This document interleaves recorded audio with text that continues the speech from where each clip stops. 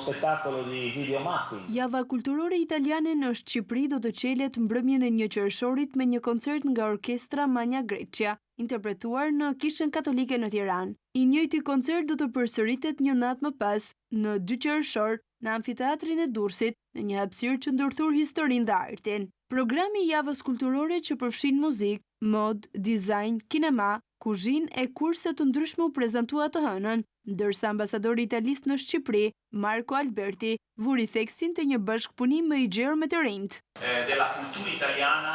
Është një program i strukturuar në 3 koncepte, e ardhmja, duke përdorur miqësinë dhe të shkuarën të forcojmë bashkëpunimin, ku do të ketë pjesëmarrje më të gjerë të rinjve. Fjala e dytë është bashkëpunimi. Java është jo për të promovuar Italinë, por për të realizuar bashkëpunime me Shqipërinë duke bërë gjëra së bashku. Koncepti i tretë është ndërveprimi.